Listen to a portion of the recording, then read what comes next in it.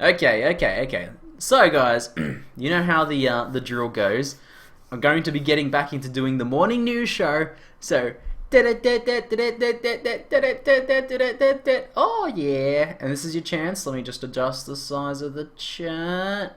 Perfect. For you guys to also be on screen, so feel free to make your comments about the news, though during the news show I don't read your comments out, because I instead focus on telling the news. So let me, full screening this actually doesn't affect you, so I'll just leave it how it is.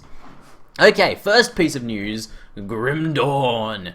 Grim Dawn has had an update to its UI. It will have Act 2 coming soon. They said during sometime during the end of this month, so I'm expecting pretty soon. But in the lead up to that, they have updated the UI system. So they added in a new blacksmithing UI, which you can see here. Looks pretty rad. We've got some pretty interesting like conversion of different components going on. So looks like, you know, combining like one of the gems, completed gem plus two completed lodestones gives you another new material. Looks like amber as well. So some pretty interesting sort of round robin conversions going on there. That should be pretty interesting as well. It looks like because gems are like one of the lower tiers, as are lodestones, whereas I'm pretty sure amber is one of the higher tiers. So there's actually a way of you converting up. Get 3 completed ones, get an uncompleted higher tier component. So that's pretty cool. That's pretty cool. Keen to see this implemented into the game and to play around with that. They also updated the inventory UI, though I think it looks a bit cleaner, but I can't actually really tell what they changed in this. So I think they probably just cleaned things up a little bit, made it look a little bit neater. Yeah, I can't really tell too much what's changed there. However, this is the main one. This is the main one right here. They changed the actual like heads-up display. Before it had the life bar, the energy bar, and like a mini-map down here. The mini-map's now been moved up to the top right of the screen, and instead we have this cool kind of tube system going on here, which looks much cleaner and much nicer. A lot of complaints I get on like my Grim Dawn videos and stuff are like, I don't like the UI. It looks too, you know, it looks really old, that sort of thing. Well, definitely was a bit of a placeholder, so they've updated it now, and it looks a lot better. I really like this new UI, so pretty awesome. I'm going to be giving Grim Dawn another try out when the new act comes out. We'll be playing it probably a fair bit. My favorite guy on Twitch chat, I can see you now, bro. I can see a few of your comments, so you are appearing. You are appearing. There is a delay, though. There's like a 30-second delay on Twitch. Alright, next piece of news is Diablo 3 Reaper of Souls Diablo 3 patch 2.0, not Reaper of Souls, is coming in a couple of weeks. So that's just about 2 weeks. Now, patch 2.0 includes the new loot system. It doesn't include adventure mode and like the Crusader and the extra 10 levels. Those things are only in Reaper of Souls, but it includes like loot 2.0 and a few of the other changes of that. So I think also some like class rebalancing and things like that coming in as well. So this is going to be pretty cool. When this goes live, you'll have a bit more of a chance to prepare for Reaper of Souls in a more Reaper of Souls-like environment, and also it's just going to give you something more interesting to do in Diablo 3 in the lead up to Reaper of Souls. So patch 2.0 is like a lot of the things that make really good Reaper of Souls really good, at least from what I've tested so far. I've actually tried the PTR to see what the extent of it is and how game-changing patch 2.0 is by itself. But that's essentially what the game is going to be like after the expansion pack launches, if you don't buy the expansion pack. But still, it's going to be a nice chance to jump on and try out a few of the new systems, and maybe it'll help you decide whether you actually want to buy Reaper of Souls. So, guys, let's get into the PoE news, because we have some pretty awesome teasers and stuff for the new expansion pack. What is it? What's it called again? Not Legacy of the Vaal, Sacrifice of the Vaal. Keep calling it Legacy of the Vaal. So the first one I want to just show off is this little one here. We have a new example of a corrupted item here. And we're starting to see a lot of themes with the corrupted items, either changing the way that skill gems function, and we'll see that in a minute, and also changing the implicit. So earlier we saw an iron ring where it changed the 1-4 fizz damage into 5% cast speed, which is a lot better of an affix, but pretty interesting one on an iron ring. This one here is very interesting. 1% of lightning damage leached as life. This is Elemental Leech.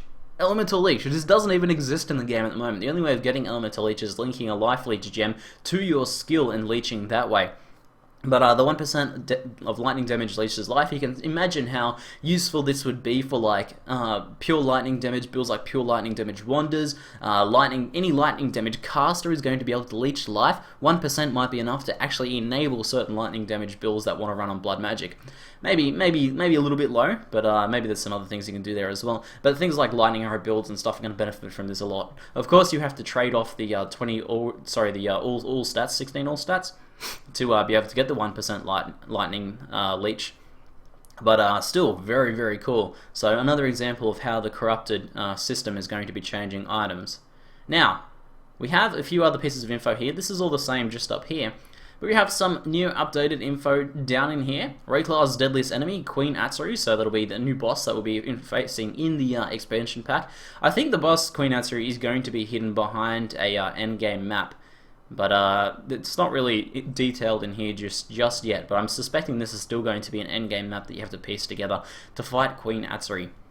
Secret corrupted areas. Now we'll see this in the video in a second, but corrupted areas essentially are actual zones within the game that have endgame map mods. So we'll see an example of that in the video, but that means it's going to be much more interesting progressing through the game when occasionally you'll get corrupted areas. It says secret corrupted areas. I don't know why they're secret. Maybe they're extra zones or something like that. So I guess we'll see how that plays out. But they're going to be zones in the normal game that have endgame map mods, and perhaps endgame map item drop quantity increases as well, so that'll be interesting. Otherwise, there might be some other benefits to those zones. The Vaal orb will be a new orb. There's some speculation about what this will do, and I'm suspecting that it'll allow you to either change, modify, or add the corrupted affix to your items and skill gems and things like that. So I suspect that Chris has said the Vaal orb will be about as rare as a chaos, so we should see a fair bit of use in altering your items and altering the corrupted affix. Someone has suggested that the Vaal orb adds and changes corruption, whereas the blessed orb adds and changes the normal implicits, and maybe you can actually switch between corrupted and uncorrupted using a blessed orb or a Vaal orb. There's kind of this interesting like little duality there, like corrupting things, blessing things. Could be pretty interesting. Hello, Amy. Amy's home from washing doggies at the salon.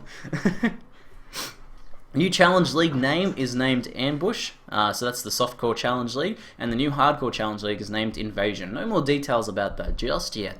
But still, gives a bit of an idea of the theming going on. I'm imagining Ambush is something like you open a chest and like 10 Vaal things jump out and try to kill you, maybe. I don't know.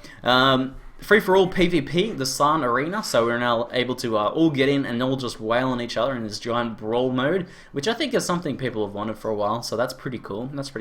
I'll definitely be giving that a bit of a crack. Let the Blood Flow, improved cutthroat mode, so that maybe GGG found a way to balance longer-term cutthroats. Here's hoping, because that's something I really want to see. But other than that, we don't really know. Maybe there's just some cutthroat with extra features. And then Relics of the Past, new unique items, which is something I'm pretty sure we all expected, but some of them might actually be, since it's Relics of the Past, might be to do with the sacrifice of the Vaal sort of theme and actually be related to those, in addition to some Diamond Support uniques and things like that. So, that's all pretty cool, but let's check out this video, because oh baby, does this video get me hyped. Let's full screen this here. You guys can see that pretty well. Okay, you guys can see that pretty well. Need to 1080p this. There we go. Oh yeah. So let's play this dude here. Oh what? Oh yeah. And wait. Punishing Forbidden Chamber of Balance. So we have here a corrupted, secret corrupted zone, and punishing is Fizz Reflect, I believe, and balance is Elemental Equilibrium. So these are existing endgame map mods. Corrupted zone. So I wonder if it has increased item quantity, or whether it's just an extra challenge thing and there's some other reward there. But pretty cool. So nothing else to see there. However, this part here, let's watch this again. Oh yeah. Okay, so new version of Cyclone. Using the base Cyclone skill gem, but a corrupted version of the base Cyclone skill gem. We can actually see the little blood dot there kind of half covered. But basically, what the change this has done is, firstly, it gives it a gravity well effect that pulls in all things around, including these pots. Let's watch the pots. Oh, the pots! The pots get wrecked!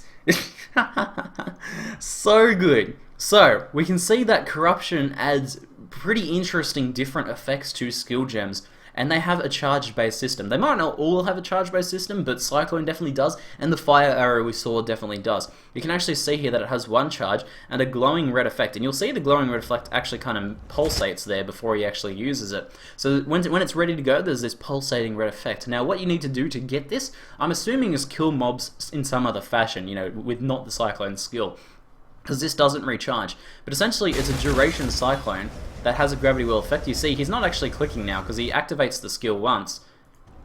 So you can see he clicks there, and then he's just kind of like moving his mouse around freely. And there's basically a duration before the Cyclone ends. So I can see this being a very, very popular skill amongst different melee builds.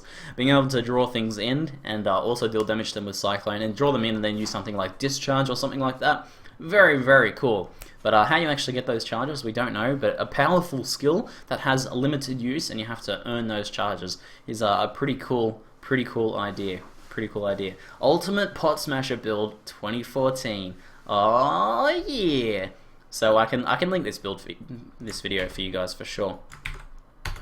I will highlight the news this morning, avocado cake. I'm happy to do that. So that's pretty much the end of the news for today.